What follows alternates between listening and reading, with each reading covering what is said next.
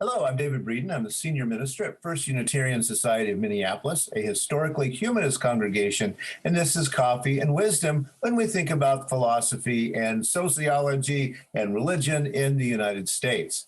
This week, I've been talking about my idea of congregational humanism and community in this time of moving away from traditional religions.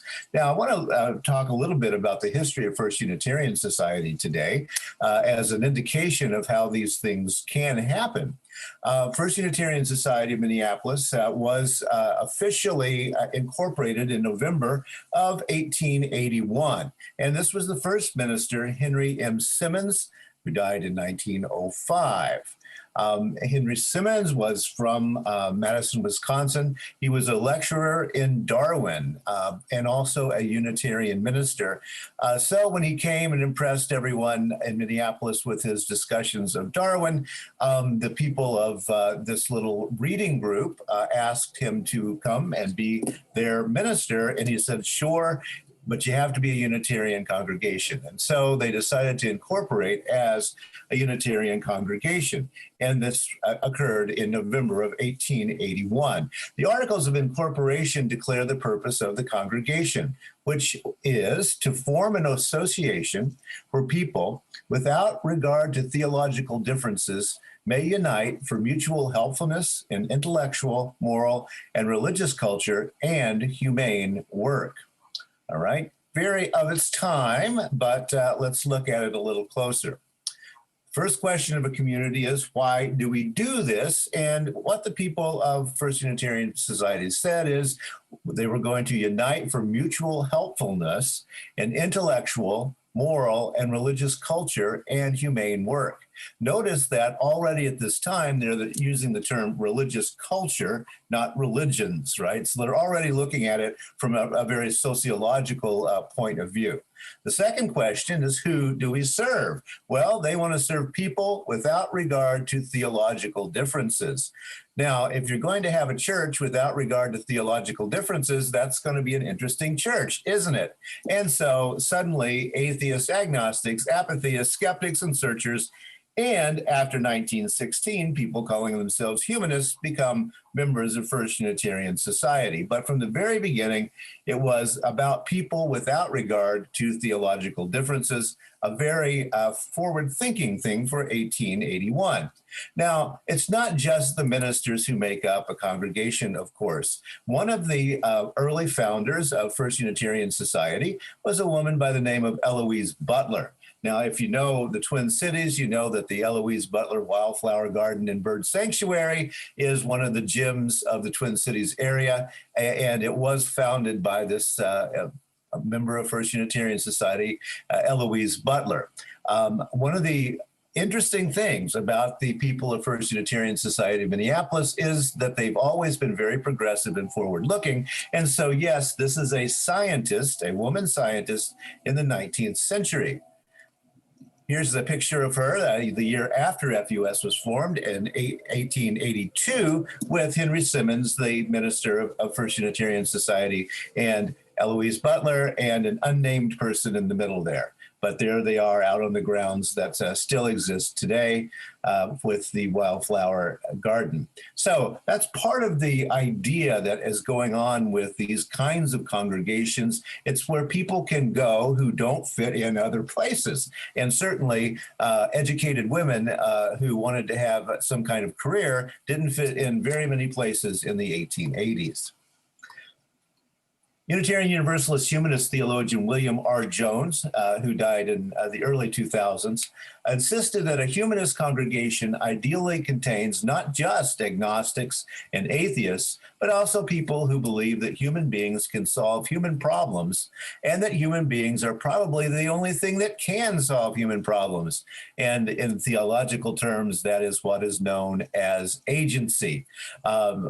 As a theologian, William R. Jones was attempting to expand the imagination of Unitarian Universalist humanists to say, wait a minute, let's not all the time insist on atheism and agnosticism and denigrate supernaturalism, etc. Let's talk instead about people who believe that people can change things, and those are to be included, if possible, into humanist congregations.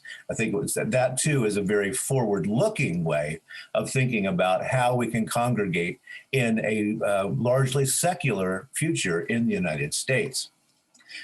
I would say, as he said, people living the questions are the people we're looking for in humanist congregations. So after this week of looking at humanism and community, what does my crystal ball say about the future, the congregations in the United States?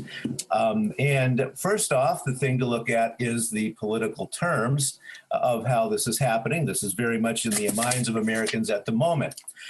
The fact is, this is Pew Research, the last major data from 2017, and you notice that we have this polarization in the United States in which we have consistently liberal over here, consistently conservative over here, median Democrat, median Republican, and then this kind of vast in between that is a little bit this and a little bit that, but I want this bit from this platform, this bit from that platform.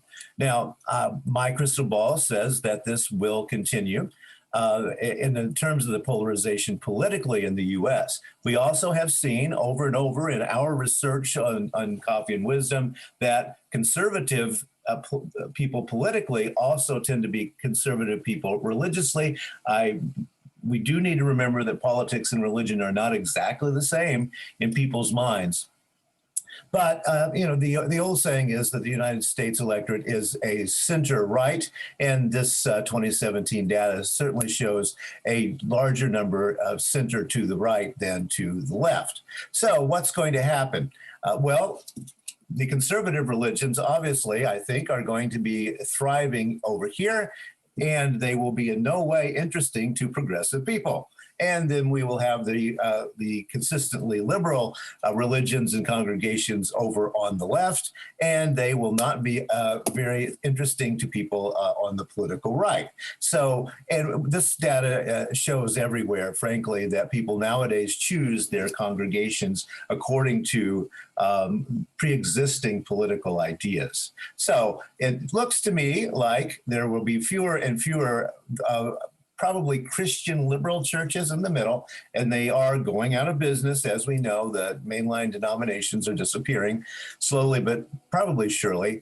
And the right wing, the more conservative Christian traditions will probably remain and maybe even swing farther right as people try to identify themselves against this larger background of secularity in the United States. So we don't know for sure, but that, I think, shows us what will probably happen at least until 2050 in the United States as the demographic issues change for the country.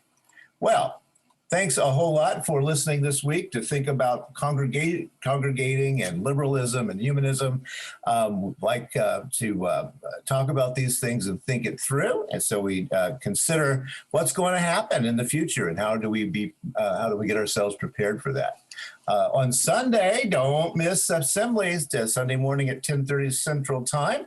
And also find us on YouTube, Facebook, Twitter, and Instagram. You can help us out financially to keep the voice of Unitarian Universalist Humanism strong by going to PayPal or firstunitarian.org/donate. And also be sure to subscribe to the Den of Conversation. That is our more humanist with shorter productions on YouTube, the Den of Conversation, and do subscribe. Next week, we'll be talking about loving synchrony. What's synchrony? Well, that's when people are shoving things together to make up new ideas. And that also, I think, is part of the demographic future of religion and philosophy in the United States. But we'll talk about that next week. Thanks for joining in, and I'll see you on Sunday.